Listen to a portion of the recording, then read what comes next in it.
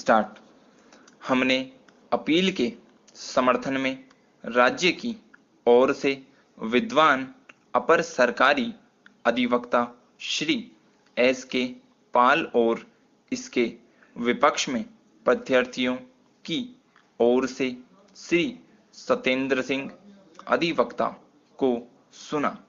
विद्वान अपर सरकारी अधिवक्ता ने विचारण न्यायालय द्वारा अभिलिखित दोष मुक्ति के निष्कर्ष का विरोध किया।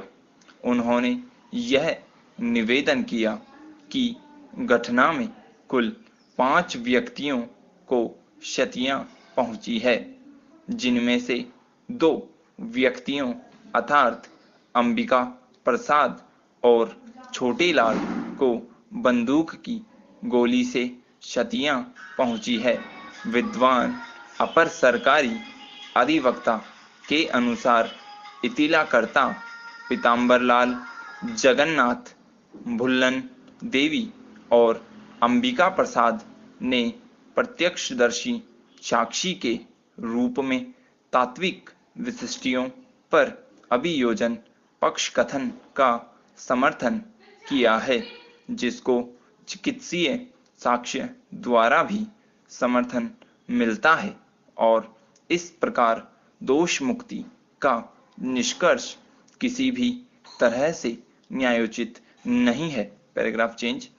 अभिलेख पर के साक्ष्य का सावधानी पूर्वक परीक्षा करने पर हमारा यह सुविचारित मत है कि अभियोजन पक्ष कथन जैसा कि न्यायालय के समक्ष प्रस्तुत किया गया है में कई गंभीर त्रुटियां हैं और अभियुक्त प्रत्यार्थियों के ऊपर दोष अधिरोपित नहीं किया जा सकता। हालांकि यह युक्तियुक्त रूप से संभाव्य था कि अभियोजन पक्ष की ओर से क्षतिग्रस्त व्यक्ति को और अभियुक्त प्रत्यार्थी लोकनाथ को कारित क्षतियां उसी घटना में और उसी दुर्भाग्यपूर्ण तारीख और समय पर कारित हुई हो। तथापि अभियोजन साक्ष्य अभियुक्त प्रत्यार्थियों को आक्रमणकर्ता और अपराधी साबित करने के लिए अकाट्य नहीं था। हम संक्षिप्ततः इसके कारणों का उल्लेख कर रहे हैं। अभियोजन पक्ष कथन के अनुसार पीतांबर लाल घटना की उत्पत्ति का कारण था, क्योंकि वह पिछले लगभग 20 वर्षों से ग्राम प्रधान के रूप में निरंतर निर्वाचित होता आ रहा था और अभियुक्त प्रत्यार्थी इसी कारण अभिकथित रूप से क्षुब्ध थे, जो उसके विरोधी पक्ष के थे। तथापि पीतांबरलाल की स्वयं उस घटना में कोई क्षति नहीं पहुंची थी। यदि वह घटना स्थल पर मौजूद था तो इस बात की पूरी संभावना थी कि अभियुक्त प्रत्यार्थी उसे अपना निशाना बनाते और उसे सही सलामत नहीं छोड़ते।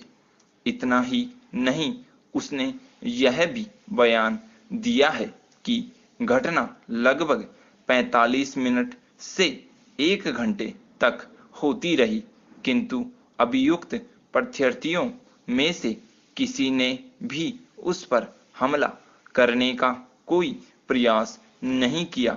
अन्वेषक अधिकारी द्वारा तारीख 4 अक्टूबर 1976 की रात में पूर्वाह्न 2:30 और 3 बजे के बीच अभिकथित घटना स्थल का निरीक्षण किया गया था, किंतु पीतांबरलाल का कथन यह है कि वह प्रथम इतिला रिपोर्ट दर्ज कराने के पश्चात प्रातःकाल अपने घर वापस आ गया था और अन्वेषक अधिकारी उसके घर लौटने के पश्चात घटना स्थल पर पहुंचे थे।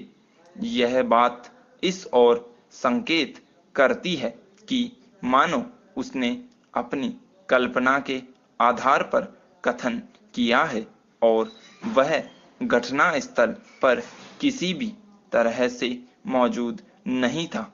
इस प्रकार प्रथम इतिला रिपोर्ट से संबंधित घटना को अभियोजन पक्ष कथन का आधार है खंडित हो जाती है। Paragraph change. इसके अतिरिक्त उसके द्वारा प्रथम इतिला रिपोर्ट में बताए गए अभियुक्त प्रत्यर्थियों के आयुधों में भी भिन्नता है। जैसा कि उसने न्यायालय के समक्ष अपने परिसाध्य में कहा है, उसने यह भी कथन किया है कि प्रत्यर्थी हनुमान दयाल ने क्षति पहुंचाने के लिए बर्छे का प्रयोग किया था। जगन्नाथ ने भी यह कथन किया है कि हनुमान दयाल ने उसके उदर में बर्छा घुसेड़ा था, तथापि किसी भी आहत को कोई वेदित घाव नहीं पहुंचा था। मात्र जगन्नाथ के उदर पर छिन्न घाव कारित हुआ था, जो वेदित घाव की प्रकृति का नहीं था। इस प्रकार हनुमान दयाल के बारे में बताई गई भूमिका विश्वसनीय नहीं थी। स्टॉप।